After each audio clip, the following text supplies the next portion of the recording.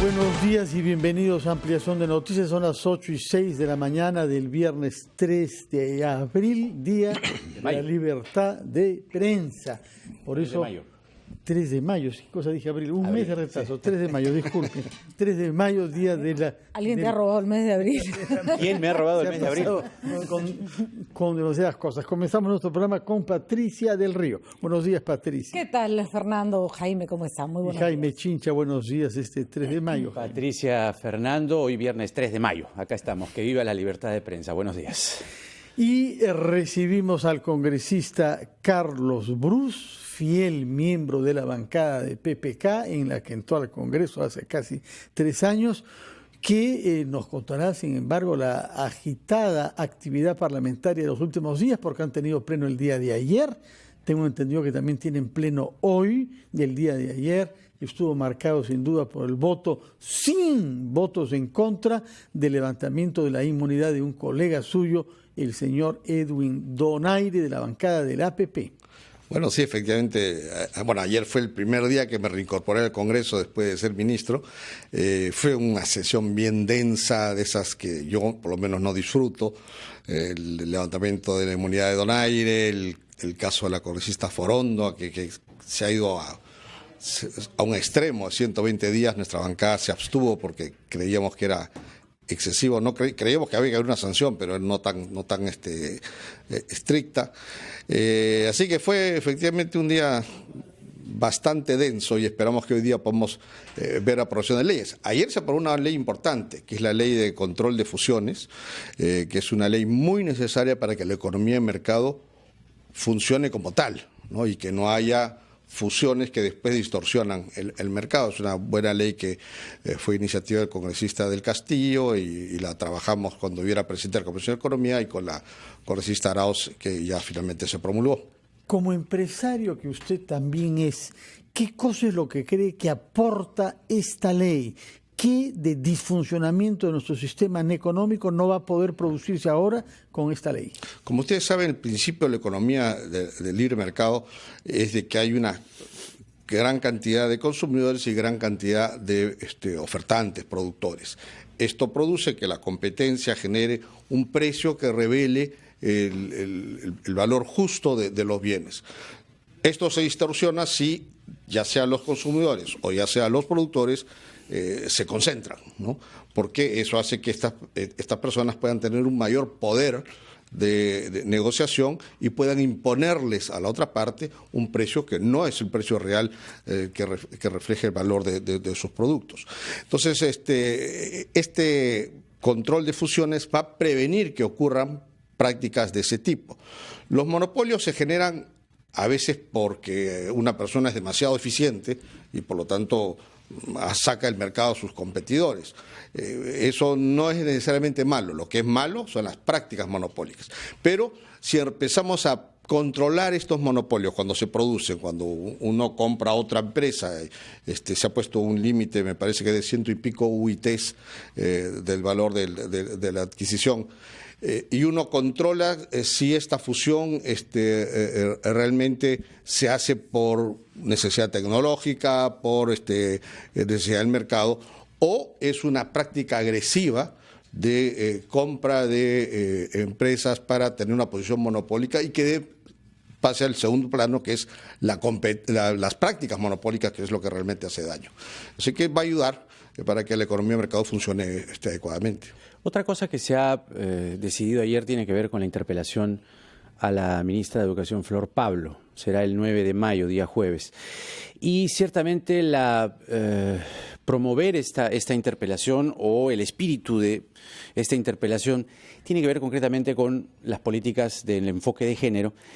Y de acuerdo a lo que uno ha visto previamente en los días previos, parece ser que Fuerza Popular, digamos, o quienes promueven esta interpelación, no van a quedar satisfechos con las respuestas. Es decir, ellos lo que quieren es que la palabra género se retire de todos los textos educativos, de educación pública, de educación privada, que la palabra género desaparezca, que los niños no puedan tener acceso a esa clase de educación. ¿Cuál es su pronóstico de lo que pueda pasar? Usted ha sido ministro, acaba de dejar el gabinete. ¿Qué piensa el gobierno o qué podría tantear el gobierno respecto a, no se puede descartar, un pedido de censura también a la ministra de Educación.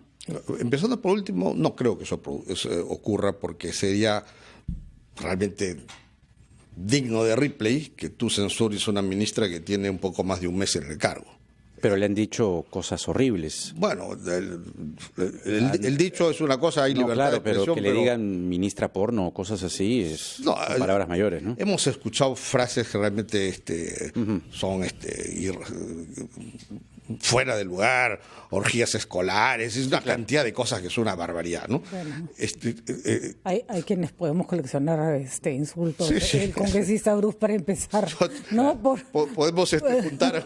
Sí. Pero Vamos a hacer esa era una enciclopedia. Esa era mi pregunta. Con todo ese antecedente, ¿cómo se llega a una interpelación que lo más probable es que no satisfaga a quienes interpelan a la ministra? Sí, entonces, ¿qué va a pasar ahí? Pero es improbable también que vaya una censura, porque ¿cómo quedan censurando a una ministra que tiene un mes en el cargo? Ajá. Seguramente va a ser una interpelación bastante agitada.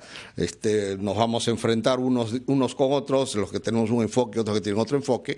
Pero lo que yo he percibido al interior del gobierno, no hay marcha atrás. Aquí se trata de luchar por la igualdad y la no discriminación. Esto arranca por la formación de las personas. El machismo y la homofobia son dos caras de la misma moneda. Y entonces esto no solo se combate policialmente, se combate con educación, con una buena educación.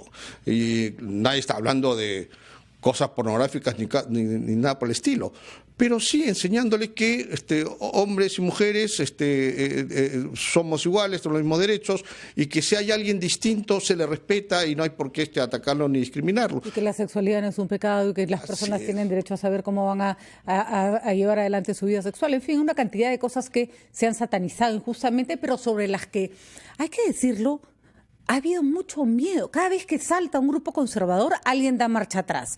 Y yo, no sé, particularmente hemos escuchado al ministro del Solar muy claro esta semana, y creo que tal vez hay que avanzar en ese sentido, sí, ¿no? Porque finalmente la política educativa la dicta el Estado, la dicta el gobierno. Y el Poder Judicial, ¿no?, lo ha ratificado así. Así es. Entonces, es potestad del gobierno y el gobierno tiene que continuar. Si ha habido algún link que yo particularmente no lo veía tan malo, pero... No, yo tampoco le encontré nada que los chicos no supieran, ¿no? El presidente sí, en su mensaje dijo, va a haber una investigación, esto es terrible, entonces parece que no hay un norte claro. Aquí hay que buscar el tema del fondo y no lo que me da puntos en las encuestas inmediatamente, ¿no? O sea, hay un tema aquí que es fundamental para la educación de nuestros hijos. No podemos contentarnos con la cantidad de embarazos tempranos que ocurren, con la agresión a las mujeres. Eso es producto de nuestra mala educación. Con las violaciones intrafamiliares. Así ¿no? Y lo hemos dicho muchas veces, la educación sexual se da en casa, sí, en casa también se dan los mayores casos de violación. Entonces, ¿dónde? ¿Dónde encuentran los chicos un apoyo distinto? Cuando escucho ese argumento de que hoy, ¿cómo ves nuestros hijos que están viendo esto del sexo prematuro? ¿Y qué le preguntas? ¿Cómo le explicas a tu hijo cuando ven en la televisión que un padre violó a su hija? No, y claro, y que la educación sexual solo es atribución de los que están en casa, cuando lo que dice Patricia es que justamente las mayores incidencias de violación ocurren en casa, entonces es un contrasentido. Totalmente. Y además, ¿qué cosa crees tú que un chico a los 12, 13 años se va a quedar con la curiosidad? Va a investigar y lo va a investigar ahora mal. En el teléfono buscan cualquier Exacto, cosa. Pero ¿no? además hoy la educación sexual se ha vuelto una necesidad para contrarrestar la cantidad de información confusa, la cantidad de información desordenada que van a encontrar los chicos por propia cuenta. Es mejor, ¿no?, dársela de manera científica, de manera ordenada, de manera homogénea, y por supuesto de ahí el chico no se va a quedar contento. Él investigará por su lado, pero por lo menos tiene una versión. Hace poco me enteré que en un colegio particular estaban haciendo un ejercicio en clase con computadoras y encontraron un grupo de chicos, no más de 12 años, viendo pornografía. Al día siguiente hubo charla de educación sexual. Al día siguiente, que era lo que tienes que hacer. O sea, si ves al chico buscando información o cosas que no deben, les tienes que explicar, ¿no? Para quitarles la y pretender que el chico no lo va a hacer. Es como apellizcar un vidrio. Así es. Congresista, quédese por favor con nosotros. Tiene todavía unos minutos antes de ir al Pleno del Congreso. Queremos preguntarle sobre otros temas, entre ellos sobre el debate judicial en torno a las prisiones preventivas y prisiones preliminares que alguna colega suya, Luciana León, dijo que presentaría en un proyecto. Nos hablará sobre ese tema y otros después de la pausa.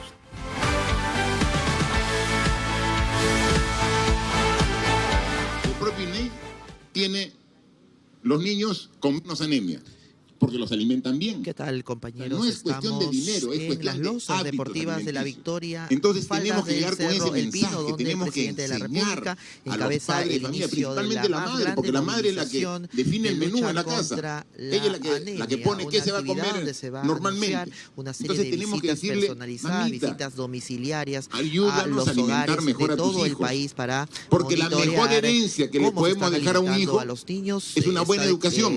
Brindando algunas Y la palabras mejor educación como inicio de esta es actividad la que del presidente recibe Martín un niño Vizcarra, sano, acompañado que puede del captar lo alcalde que de la se Victoria, enseña. George Forsyth, Entonces, y la por ministra de eso es Salud, Zulema Tomás. fundamental Escuchemos. curar la anemia, que es fácil, hábitos alimenticios, y para eso necesitamos informar. Pero como tenemos que informar a muchas madres, primero la estrategia es decirles, madre de familia, vengan al hospital o al centro de salud para explicarles cómo se cura. Algunas madres van, pero otras no van, porque están ocupadas o están trabajando o no escucharon el llamado para que vayan. Entonces ahora es la segunda parte de la estrategia. Si la madre no puede ir al centro de salud, tenemos que ir a la casa de la mamá. Nosotros vamos a ir casa por casa. Y para eso necesitamos un batallón de promotores y promotoras para que hagan ese trabajo, para explicarles que el futuro de esa niñez depende de la alimentación, de la buena alimentación. Y ustedes son los que van a llevar ese mensaje. En ustedes estamos poniendo esa gran responsabilidad. Y entonces me dice la ministra, pero eso necesito plata. ¿Cuánto? Un primer presupuesto de 50 millones para... Tomen los 50 millones, ministra. Ya lo tiene. A través de los municipios estamos repartiendo y también hay un poco de presupuesto para la Victoria que ha alcanzado para que aquí en la Victoria se contraten 58 promotores que van a salir casa por casa. Me ha dicho el alcalde que si 58 es poco, va a contratar más, con su presupuesto, supongo, no sé. Pero cada municipio también tiene que poner de la suya. Nosotros estamos poniendo como Ministerio de Salud para que contraten 58 acá. Y seguramente, sí, es que con 58 no alcanza, necesito 80. Ya pues, la diferencia apoya. Porque aquí todos tenemos que trabajar contra la anemia. Todos. Así es. Y la anemia es hábitos alimenticios. La anemia también es agua limpia, agua segura, agua potable, que es una gran tarea que estamos trabajando con el Ministerio de Vivienda, Construcción y Saneamiento. Entonces hay mucho por hacer, pero día a día... A las 8:19 estamos conversando con el congresista Carlos Bruce de la bancada de PPK, que se ha reincorporado el día de ayer al Congreso, tomó parte en el pleno de ayer e irá al pleno de hoy. Lo hemos interrogado a propósito de la política educativa y en particular el enfoque de género, también sobre el voto hecho en el Congreso sancionando a algunos congresistas. Hay otros temas en la orden del día que tienen que ver, por ejemplo, con la práctica judicial de las prisiones preventivas y prisiones preliminares. Hay un jurista español de larga trayectoria penal, entrevistado en la República de hoy, que dice que en el Perú parece que algunos juristas han descubierto la gravedad de este tema solamente ahora que hay poderosos en la cárcel. Antes, cuando esto se usaba, a nadie preocupaba. ¿Comparte usted esa visión? Creo que sí. Creo que, es más, me incluyo. De repente nos hemos dado cuenta de la gravedad de esto cuando ha pasado con gente que conocemos, ¿no? Gente de la clase política. Hago mea culpa. Pero en efecto, esto que debiera ser la excepción parece que es la regla. Y algo hay que hacer. Yo no sé si hay que hacerlo desde el Congreso, ¿no? He escuchado que los jueces supremos se van a reunir a ver el tema. Yo creo que ese sería el ámbito ideal, que los mismos jueces sintonicen con lo que está diciendo el Tribunal Constitucional, en el sentido de que la prisión preventiva no puede estar dándose tan ligeramente y es la excepción, no es la regla. Y si los jueces lo pueden autorregular, sería espectacular. Ahora, si no lo hacen, no sé si sea el Congreso el que deba meterse en el tema, tiene las facultades para hacerlo, pero va a parecer un poco como una reacción interesada, ¿no? Que es algo que a mí me gustaría evitar. Además, la ley no dice que tienes que mandar a todos a prisión preventiva, No, pues, te da muchas opciones. Sí. Lo que pasa es que están aplicándola de una manera draconiana. Ahora, ahí hay un error, además, porque si les reclama a los fiscales, es verdad que los fiscales se pueden exceder en el pedido. Es el juez que aprueba. Y son las autoridades judiciales las que están poniendo la pauta, ¿no es cierto? El recurso de casación del doctor San Martín, el Tribunal Constitucional, el mensaje va dirigido al Poder Judicial. Y el que debe estar saltando alegría es Toledo, pues, ¿no? Porque claro, él va a la Corte Suprema de California y dice, oiga, en mi país no hay presunción de inocencia, te investigan metiéndote preso. Claro, pero a contramano, por ejemplo, está el juez Aldo Figueroa, ¿no? Que ha sido sindicado de integrar la organización criminal Cuellos Blancos, que tiene que ver la casación de Keiko Fujimori, y cuando le preguntan al presidente del Poder Judicial, el doctor Lecaro, dice, no, eso es cuestión de él. O sea, él se tiene que inhibir, pero también, ¿se da cuenta? Sí, pues, ¿no? Claro, con lo cual el caso de la señora Fujimori, que podría ser justo, se va a ver manchado si lo decide un juez que en realidad está involucrado. Y el caso de Keiko es clarísimo, es el caso de una persona investigada y sin una prueba o indicio fehaciente está preso. Investíguenla, pero no tienen por qué meterla preso. O sea, o por último, ya en el último de los casos, un arresto domiciliario. Es madre de unas niñas y estás poniendo en una situación de zozobra a toda una familia. Pero entonces, ¿qué necesidad de una persona investigada meterla presa? Claro, pero con un magistrado como este señor, que no tenemos ninguna enquina contra él, simplemente que haya estado sindicado por pertenecer a Cuellos Blancos, lo mínimo que tendría que hacer es inhibirse, para que justamente el caso de la señora Fujimori, si se resuelve en ese nivel, casación digo, tenga pues no tenga este manto de sombra. Verdad. Ahora, la iniciativa de Luciana León es casi una experiencia personal de ella. Su padre estuvo detenido 3 años en una cárcel, se deterioró su salud, lo declararon inocente.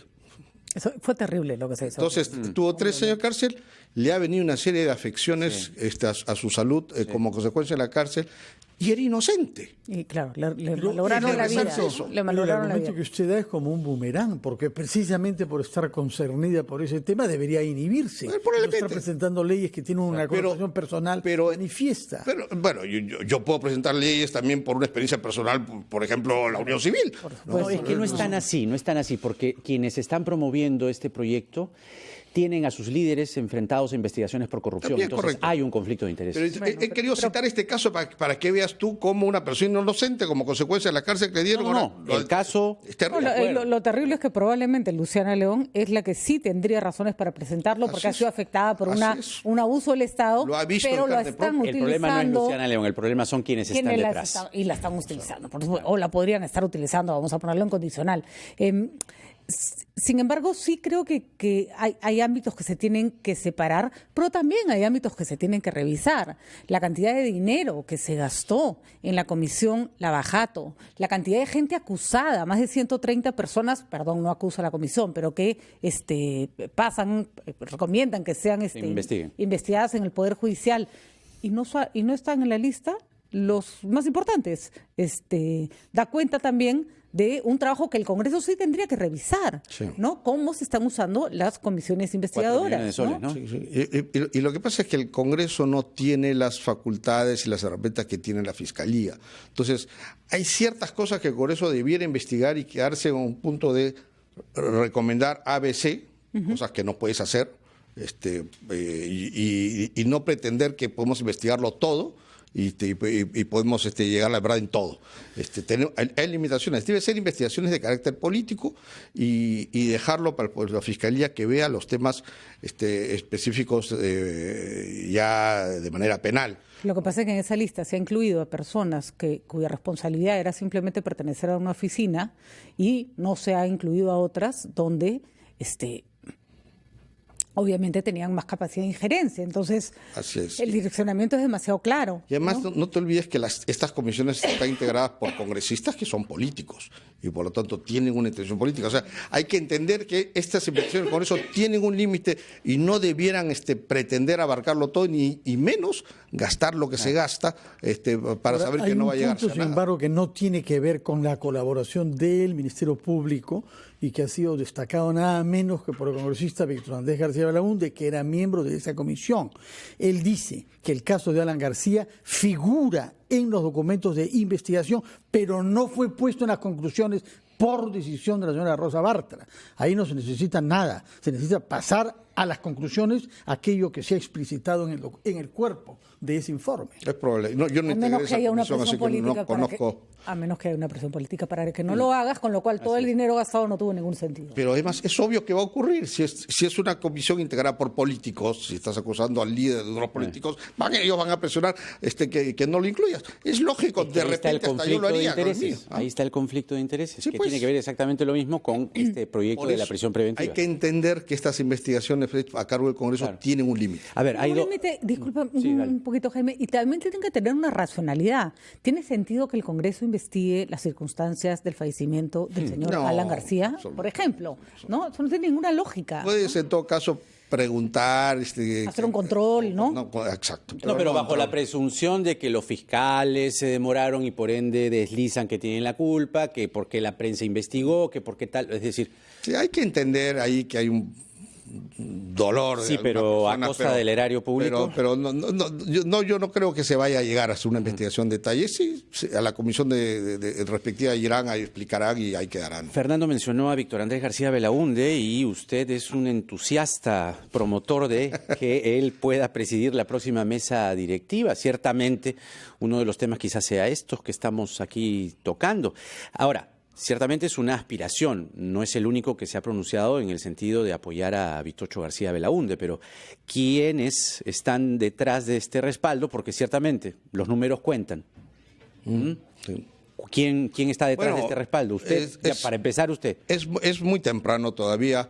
No, pero ya lanzó usted el nombre. Y yo creo, por ejemplo, en Víctor Andrés García Belaúnde, como puede haber otros, que es garantía de alguien que no ha estado en el manejo de la mesa directiva ni tiene ningún tipo de relación o duda, como podría haber por ahí, por ejemplo, de Juan Cheput, quizás dudas infundadas, pero son dudas al fin, ¿no? Entonces, en el caso de Vitocho está claro que no tiene ninguna relación ni vínculos con el grupo que presidió la mesa anteriormente. ¿Hay que hacer un cambio? Sí. ¿El Congreso está deslegitimado? Sí.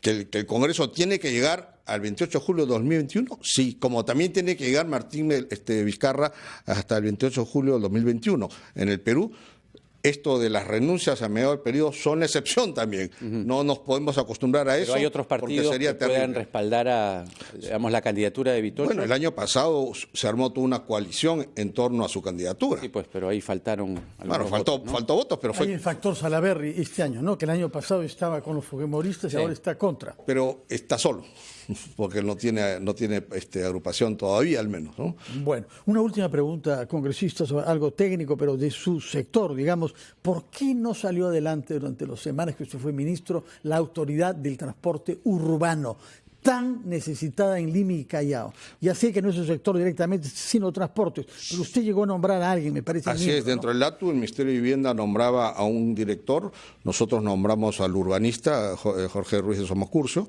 que me parece que era lo ideal.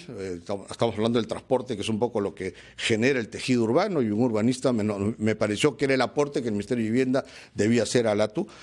Tengo entendido que hubo dificultad para conseguir la persona que dirija esta. Porque algunos vetaban a Gustavo Guerra García.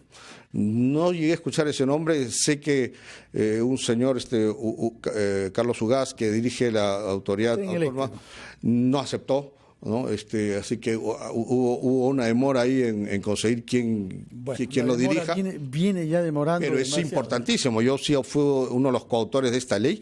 Ese es el principio de la solución del problema del transporte en Lima y es importante que se eche a andar rápidamente, ¿no? Bueno, muchas gracias por su presencia. Gracias a ustedes. El congresista Carlos Brus puede ir entonces a la Plaza Bolívar y muchas gracias. De una manera inspirada en el pleno del Congreso el día de hoy. Muy buenos días. Titulares de la media hora y regresamos.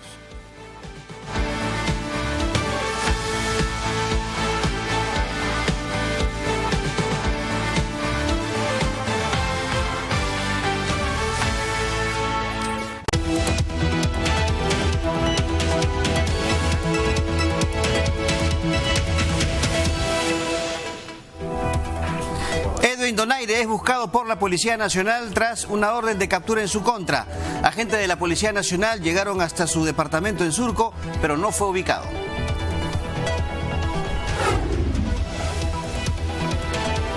Pedro Pablo Kuczynski ya cumple arresto domiciliario en su vivienda en San Isidro.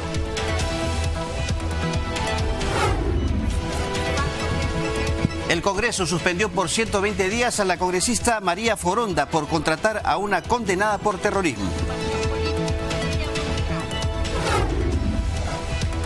El Ministerio Público abrió investigación por supuesta existencia de una fuerza de choque en el partido aprista peruano.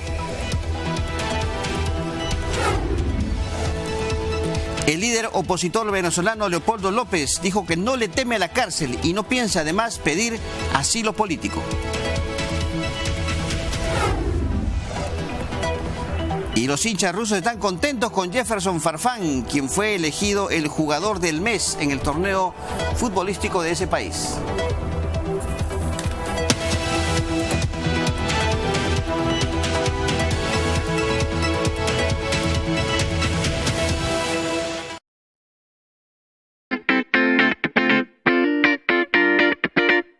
Si estás pensando en solicitar un crédito hipotecario, primero tienes que evaluar tu capacidad de pago. Y al evaluar la capacidad de pago, me refiero a cuánto es lo que de tu sueldo vas a destinar para el pago de créditos.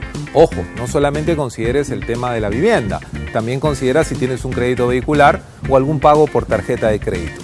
La suma de todos estos pagos no debe ser mayor al 30 o el 40% de tus ingresos. Si quieres ayudarte un poco y tienes una pareja, puedes sumar los ingresos de esta persona también y entre los dos podrán tener ese 30 o 40% para poder pagar una cuota un poco más alta. Otro tema importante a la hora de pedir un crédito hipotecario es el tema de los intereses.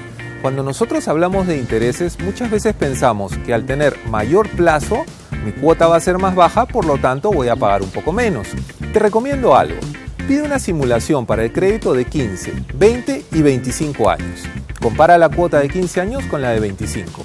Si la diferencia es muy grande, podrás tener una cuota de 25 años sin ningún problema y pagar el crédito en ese tiempo.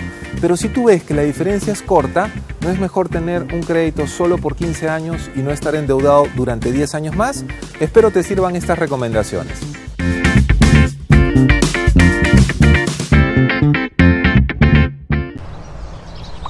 Radio Oxígeno.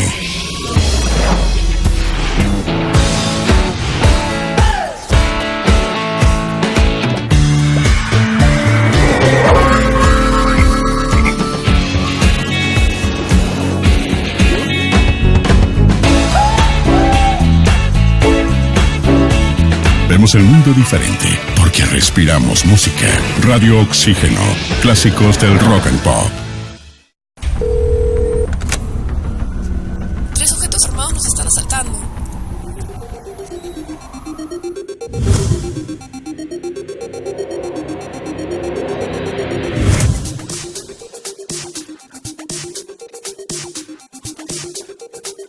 Cuando estés lejos de sentirte seguro, contacta al Rotafono, la línea de ayuda más efectiva. Llámanos al 438-8008. Contáctanos a nuestro WhatsApp 951-431-013 o encuéntranos en Facebook y Twitter usando el hashtag Rotafono.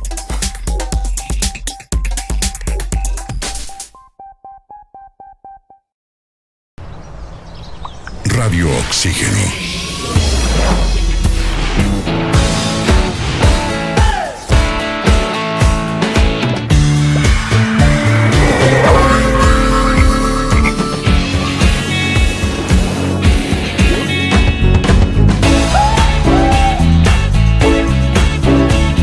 Vemos el mundo diferente porque respiramos música. Radio Oxígeno. Clásicos del rock and pop. Tres sujetos armados nos están asaltando.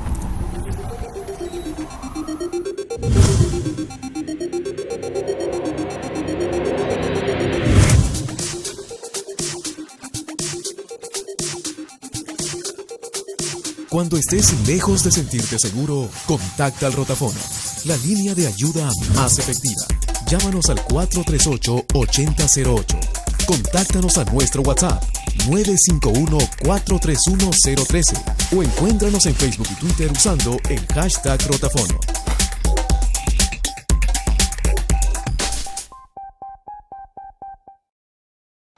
RPP, confianza por todos los medios. ¿Sabes cuál es la película más taquillera? ¿Qué obras de teatro están en tarima? ¿Los museos que puedes visitar? Eso y mucho más en Primera Fila. Películas en cartelera, canciones del momento, exposiciones de arte, funciones de teatro. Con nosotros siempre estarás en Primera Fila, de lunes a viernes a la 1:30 de la tarde por RPP Televisión.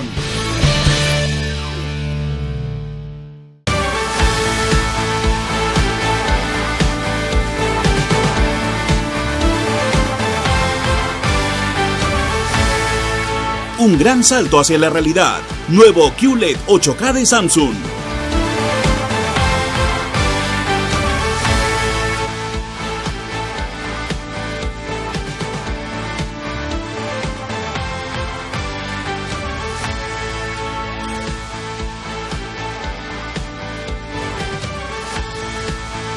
Son las 8:37, tomamos contacto con nuestro compañero Mariano Calvera, quien se halla con el presidente de la República en el distrito limeño de La Victoria.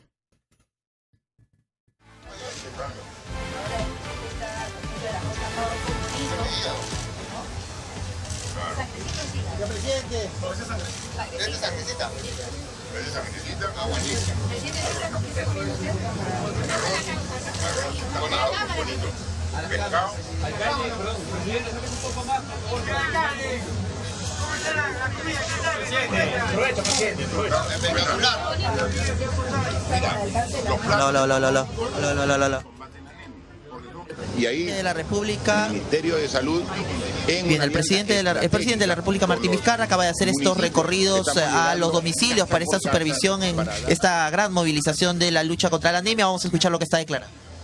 Y ahí el Ministerio de Salud, en una alianza estratégica con los municipios, estamos llegando casa por casa para dar estas indicaciones para que las mamás, los padres de familia puedan cambiar estos hábitos y podamos revertir esta situación. Ese sería el objetivo, pero tenemos que trabajar. Nosotros tenemos una propuesta de disminuir de manera sustancial. Acabar es muy difícil, eso sería el objetivo, pero tenemos que bajarla y ese es el objetivo. Quiero preguntarle sobre otros temas, por favor. Lo están acusando de querer cerrar el Congreso, ¿eso para usted es una prioridad? ¿Cómo le responderé a los congresistas que Nuestro objetivo y nuestra prioridad es mejorar el nivel de vida de todos los peruanos. Combatando la anemia, mejoramos el nivel de vida. Aumentando la atención de los cuidados, mejoramos el nivel de vida. Mejorando la construcción de carreteras, mejoramos el nivel de vida. Ese es nuestro objetivo. Trabajando. ¿Es absurdo el comentario que hacen los congresistas de que quieren cerrar el Congreso? Presidente, la situación de General Edmundo Donaire, sobre quien ya hay una orden de capturas. ¿Hay una lentitud que usted cree en el Congreso, porque han pasado casi 8 meses para que finalmente le levanten la inmunidad? ¿Qué piensa usted sobre la situación, la actitud que ha tomado el Congreso? Creo que la población puede sacar sus conclusiones sobre la celeridad que debe tomar el Congreso en temas que son de suma importancia. Finalmente, esperemos que ya con la orden dada por el Poder Judicial se puede ubicar y se pueda cumplir con la ley. No se conoce su paradero. Ojalá que pueda haber. Presidente, pero es el segundo congresista, digamos, que es desaforado por un tema judicial. Entonces, ¿se debería cambiar la ley? ¿Se debería prohibir que postulen congresistas que tienen procesos judiciales? Porque digamos que recitaron. En la propuesta de reforma política, uno de los puntos importantes que el Ejecutivo ha alcanzado al Congreso es que precisamente la inmunidad parlamentaria no esté en manos del propio Congreso, porque ocurre estas dilaciones.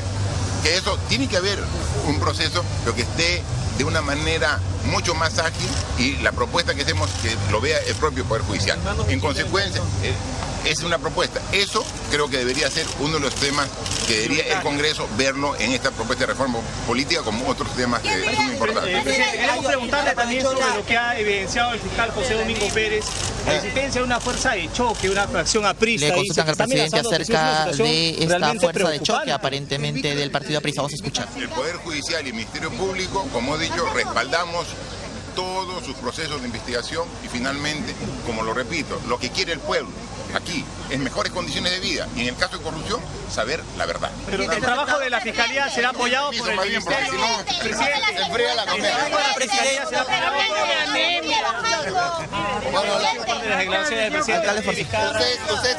Han sido las declaraciones del presidente de la República, Martín Vizcarra. Ya se acaba de retirar luego de participar de estas visitas domiciliarias en La Victoria como parte de esta campaña de la lucha contra la anemia. Adelante. Muchas gracias, Mariano Calvera, por permitirnos escuchar al presidente de la República inaugurando una campaña de lucha contra la anemia en La Victoria junto a la ministra de Salud, Zulema Tomás, y al alcalde George Forsyth. Un tema mayor, el de la lucha contra la anemia. Un piqueo criollo de preguntas hacia el paso, ¿no? De los me da periodistas, risa porque ¿ah? el alcalde Forsyth se ha vuelto así como algo así como el amuleto de la suerte, ¿no? Sí. Todos van, se paran a su costado en la foto a ver Chorréame un poco, chorréame un poco Dame de un popularidad. poco de hecho, el presidente tenía ¿no? el polo que tenía, decía La Victoria, era del municipio de La Victoria. Bueno. Bueno, y mientras tanto estaba con nosotros en los estudios el diputado venezolano radicado en nuestro país, Óscar Pérez, de inspiración social cristiana. Usted sabe lo que se quiere decir relaciones entre los alcaldes y la política, porque es un hombre cercano al exalcalde de Caracas, el señor Ledesma. Buenos días, diputado Óscar Pérez. Sí, buen día, Patricia, Buenos días, Fernando, Jaime, a todos los amigos de RPP. Cuéntenos, por favor, ¿qué balance podemos hacer de los 2 días pasados vividos en Venezuela, llamado Operación Libertad? En realidad, esta operación estaba prevista para el miércoles 1 de mayo, el Día del Trabajo, el día feriado, pero se adelantó al martes. Tenemos un saldo en número de muertos producto de la represión. Tenemos la liberación de una de las figuras más emblemáticas de la oposición, el señor Leopoldo López. Pero en términos de fragilización del gobierno dictatorial e ilegítimo del señor Maduro, no tenemos una visión clara.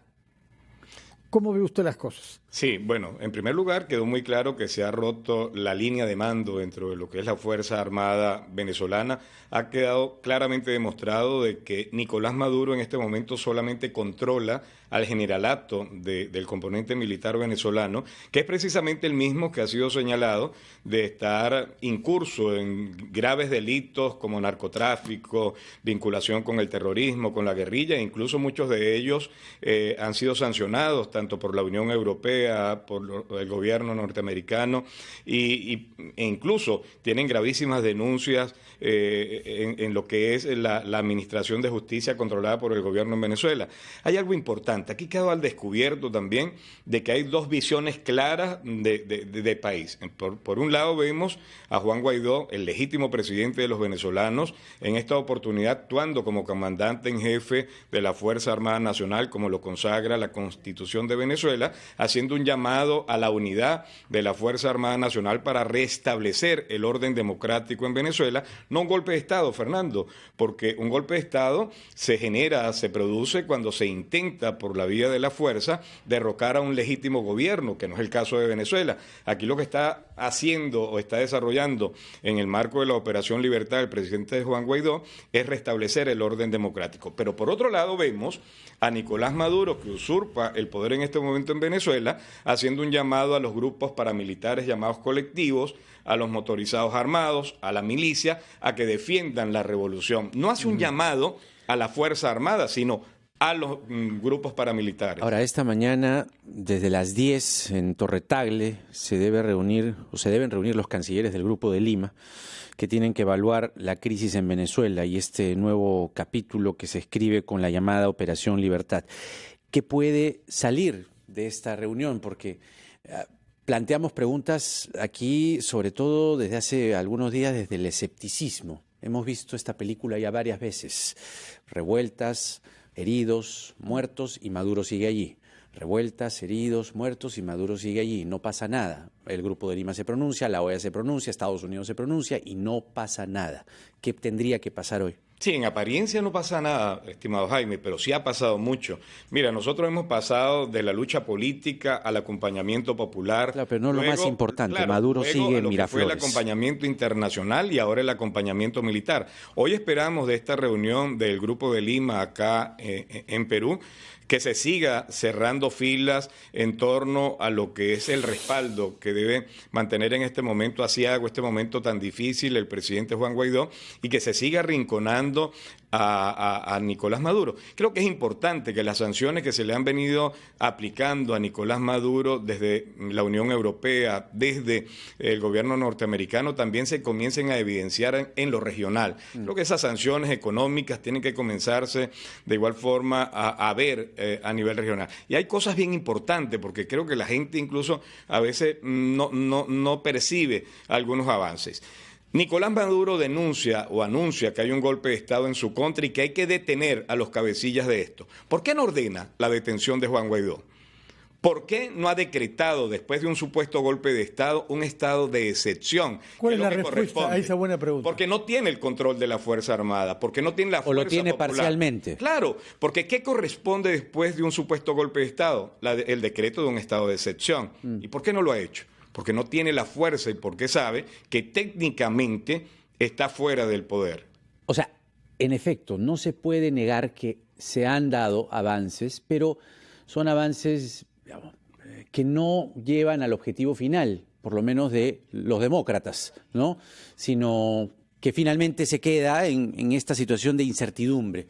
La intervención militar es algo que no se puede aún descartar, ¿o se va a seguir en este proceso en el que se dialoga, se marcha, se sale, vidas humanas, etcétera, etcétera? Es una opción. Es una opción. De hecho, el presidente Donald Trump no la descartó en una de sus últimas intervenciones y además está claramente consagrada en el artículo 187, numeral 11 de la Constitución venezolana. Obviamente que nos estamos enfrentando a toda una estructura que ha sido muy bien diseñada en los últimos 20 años y que no es tan fácil su desmontaje en unos días, en unos meses. Estamos enfrentándonos a una verdadera organización criminal con ramificaciones, incluso con participación de agentes externos. Yo lo decía recientemente, los venezolanos nos estamos enfrentando a una fuerza trinacional, porque estamos hablando de militares y grupos irregulares afectos a Nicolás Maduro, pero también a fuerzas militares cubanas y rusas, a las que tiene que enfrentarse el pueblo venezolano y que no es tan sencillo el pueblo con una bandera, con un silbato, con el entusiasmo, marchando pacíficamente en las calles, enfrentarse a este tipo de situaciones. Muchas gracias.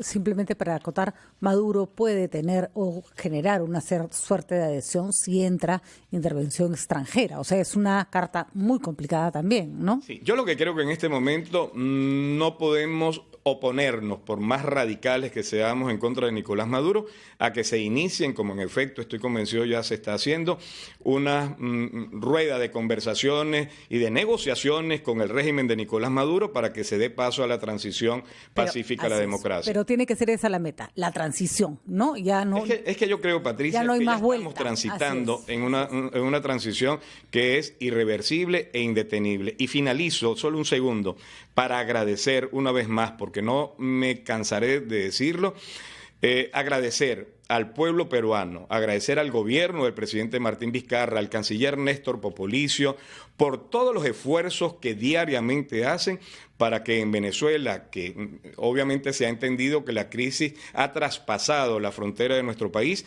cese y definitivamente comencemos a avanzar hacia la democracia en nuestro país. Faltarán días de vida para agradecer a plenitud todo lo que el Perú hace por nosotros los venezolanos. Muchas gracias, señor Óscar Pérez, exdiputado en el Parlamento venezolano. Efectivamente, el pueblo peruano ha sacado lecciones de las dictaduras que hemos vivido acá y la diplomacia peruana ha mostrado mucha actividad en este tema. Muchas gracias. Creo que tiene que partir rápidamente hacia el aeropuerto. Sí. Buen viaje. Tómalo con mucho cuidado porque el aeropuerto queda lejos de acá a veces. Muchas gracias. Hacemos una pausa y recibimos después a la ministra del Ambiente, Lucía Ruiz.